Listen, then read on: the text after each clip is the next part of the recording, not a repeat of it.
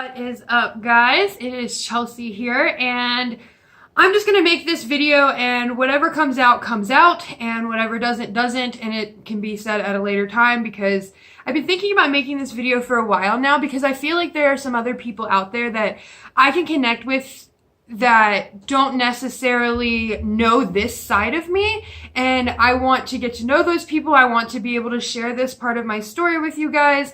And so I want to talk about being bipolar, and I specifically have bipolar depression too, and exactly what that means, what that looks like for me, and how I manage that. So, when I was like 13 years old, I ended up getting diagnosed with depression. I very much so hated the world. I don't care was my favorite sentence.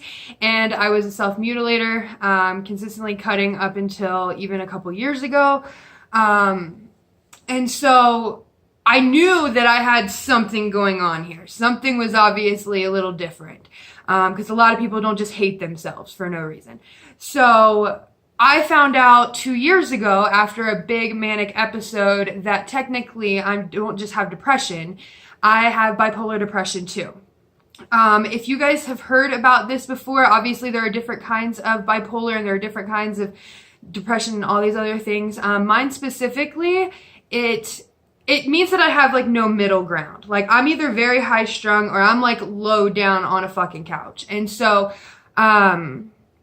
what that means is that for some of that, what that's like for me is when I'm high, when I'm up, I'm like, I can stay up for hours at a time. I get a shit ton of work done. I'm super motivated and positive, and like my apartment's clean and things like that. But when I'm low down, that couch is my best friend so far. And I made a video about being bipolar when I was like living in my car and traveling, so I can attach that, or you guys can check out my YouTube to see that. And so I'm still getting used to what it's like to have my own place and be alone and deal with my bipolar since it's only been a couple months now. So it's a little different, but something that I learned when I got diagnosed with this is that since I go into this knowing that I don't have a middle ground, the goal isn't to take advantage of this and then like crash down here. The goal is to try to bring them closer together and to balance them out. And so what I try to do is when I am up and I am like going, like remind myself to sleep sometimes. Like I don't mind pulling all-nighters and stuff like that, but like 32 hours, 36 hours is about my max before I become an ultimate bitch. So I've learned that.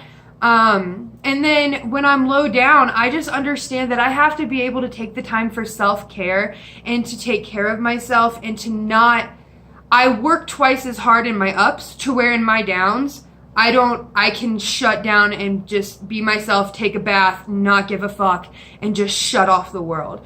So I've learned slowly how to get these two sides of myself closer together, but it's something that's going to be with me for the rest of my life. And it's something that I can manage. I don't want to ever have to take a medication for it. I do have medical marijuana that helps with that and some other things that I have going on that would be a completely different story. But that's just what it's like for me.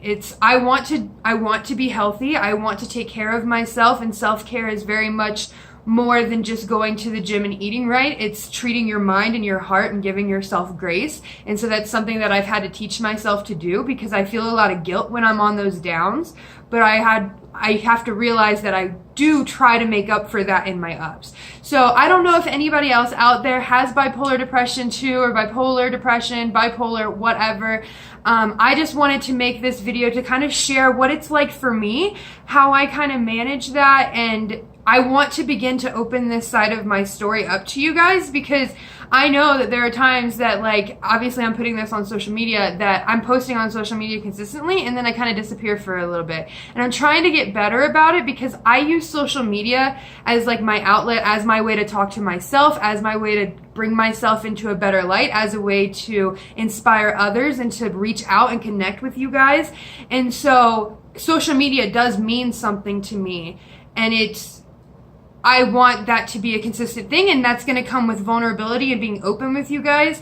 So I just wanted to share that if you do have these things or if you do feel these ways, please reach out to me. I would love to connect. I know that there are tons of other things that I'm probably missing in this video, but I wanted to keep it short and sweet, kind of tell you a little bit about my story, and then I can unravel that more throughout time. So yes, thank you guys for being a part of my journey, whether it's travel or mental or physical or health related or whatever. Thank you so much for following my journey, for all your messages, for all your sweet, kind words and your love, and for being there. And I love you guys. Go out and be your best self today. Bye.